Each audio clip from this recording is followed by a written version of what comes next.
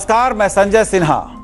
मेरे मित्र को एक मकान चाहिए। वैसे दिल्ली में उनके पिताजी ने एक मकान बनवाया है और अब तक वो उसमें उनके साथ ही रह रहे थे, लेकिन कुछ साल पहले उनकी शादी हो गई और उन्हें तब से लग रहा है कि उन्हें अब अलग मकान में रहना चाहिए। मैंने अपने मित्र से पूछा कि पिताजी के साथ रहने में क्या मुश्किल है। मैं मित्र के पिताजी के मकान में गया हूँ। ठीक ठाक मकान है, 3 कमरे हैं। एक कमरे में माँ और पिताजी रहते हैं, एक कमरा मेरे मित्र का है और एक कमरा मेहमानों के लिए है। मैंने मित्र से पूछा कि तुम्हें इससे अधिक और क्या चाहिए। तुम और तुम्हारी पत्नी दोनों नौकरी में हैं, दोनों दिन भर बाहर रहते हैं। रात में जब तुम घर आते हो तो माँ बाप प्यार से तुम दोनों से मिलते हैं और तुम्हें पूरा घर अलग अब क्यों चाहिए। एक कमरा तुम्हारे लिए पर्याप्त है, वैसे पूरा घर ही तुम्हारा तो है। पर मेरा मित्र मेरी बात से सहमत नहीं हुआ। उसने कहा कि उसे अपना घर चाहिए, अलग घर चाहिए। मैंने उसे समझाने की बहुत कोशिश की, ये तक समझाया कि माँ पिताजी अकेले रह जाएंगे तो उन्हें बुरा लगेगा।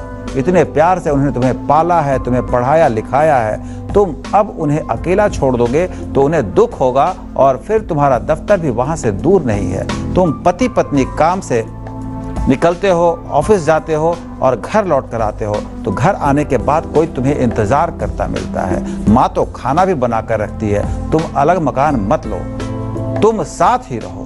दोनों के लिए एक दूसरे का साथ अच्छा है। मेरा मित्र संजय सिन्हा का ज्ञान चुपचाप सुनता रहा। सारी बातें सुनने के बाद उसने धीरे से कहा कि उसकी पत्नी की माँ से नहीं बन रही। वो रोज रोज मुझ पर दबाव डाल रही है कि अलग घर ले लो। उसका कहना है कि सबके अपने मकान अलग होने चाहिए। उसकी दलील है कि यही उम्र जीने की होती है। ऐसे में हम वो सब पिताजी के मकान में रहकर नहीं कर सकते जो हम करना चाहते हैं। मेरी एक ही बुरी आदत है, मैं माँ से अलग होने की बात सुनते ही किसी को बीच में टोक देता हूँ। मैंने अपने मित्र को भी टोक दिया।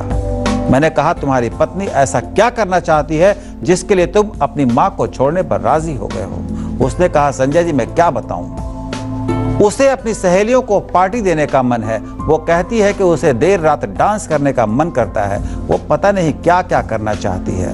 बस मैं रोज रोज की किचकिच से तंग आ चुका हूँ। मुझे अब अलग मकान चाहिए। मैं अपने मित्र के चेहरे पर तनाव की लकीरें साफ साफ पढ़ सकता था। मेरा मित्र दरकते रिश्तों की ऊहापोह में उलझ गया है। वो माँ को छोड़ना नहीं चाहता पर पत्नी माँ के साथ रहना नहीं चाहती। उसने यकीनन बहुत कोशिश की होगी पर बात बनी नहीं। अब उसे अलग मकान चाहिए और इसके लिए मेरी मदद। मैं उसे अपने साथ लेकर कल एक ब्रोकर के पास गया। ब्रोकर ने हमें कई मकान दिखलाए पर मकान बहुत महंगे हो गए हैं।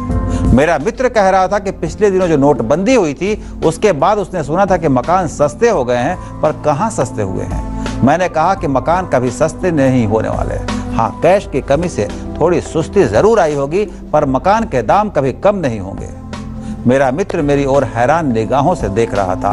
वो यही सोच रहा होगा कि संजय सिन्हा तो ऐसे बातें कर रहे हैं जैसे प्रॉपर्टी के अर्थशास्त्र के ज्ञाता वही हैं, वही अर्थ जगत के भविष्य वक्ता हैं। दुनिया कह रही है कि मकान के दाम कम हुए हैं, संजय सिन्हा कह रहे हैं कि मकान के दाम कभी कम नहीं होने वाले।